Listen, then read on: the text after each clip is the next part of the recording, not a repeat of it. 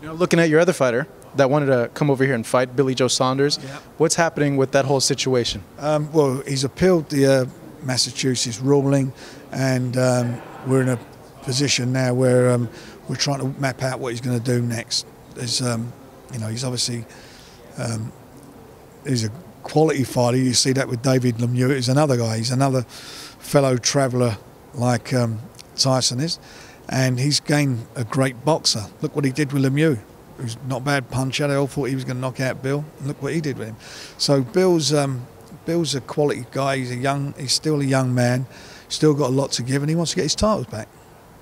Given what happened with the commission over there, can you guys come back here to fight, or you have to resolve that? Like, what's going on with that? He's licensed by the British Boxing Board of Control. He's licensed to fight everywhere except for Massachusetts.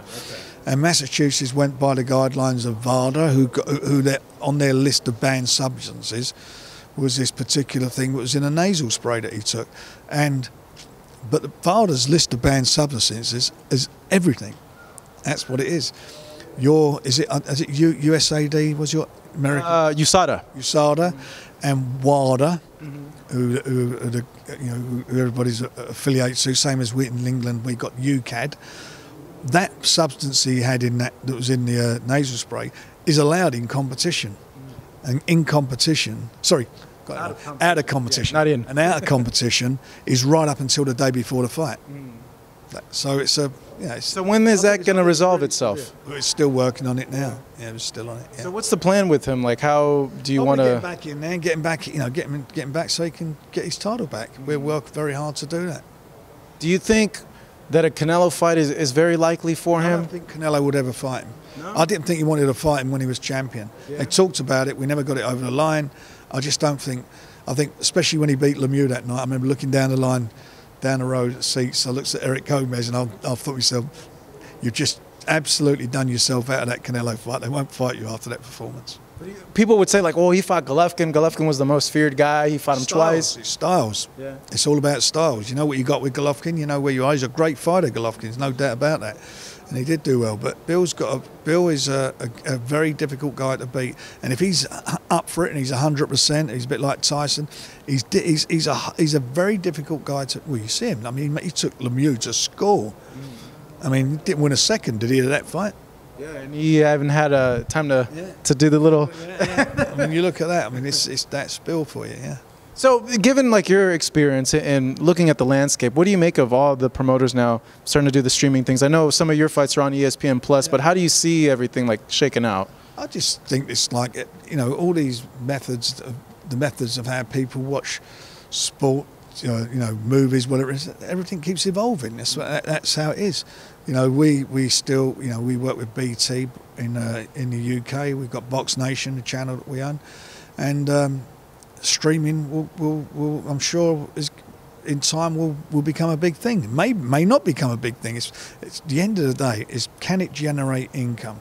Because it has to generate income so that the boxers can earn money. And that's really what it's about. At the moment, it's all about investment. So people are putting investment in it, but it don't matter how much money you got. No one wants to lose money. And at the end of the day, is that investment going to pay off? And that's going to tell you whether streaming will work. When do you think it's the breaking point? Then we'll start seeing if it's going to be a viable model or not. Probably a couple of years. Yeah, I think it's a couple of years. And that is about maybe people have got different habits the way they consume their sport nowadays, or as you're saying, or everything that they watch on TV or their phones. There's all different ways to watch things. The traditional way is the pay-per-view. I mean, if you're going to say to Floyd Mayweather, let's say he was going to fight Tension, that Japanese guy, what they're talking about. Let's say he's going to fight him, or he's going to fight McGregor again, and you said to him, we're going to stream that for $10, or I'm going to do $100 pay-per-view. What do you think Floyd Mayweather would do?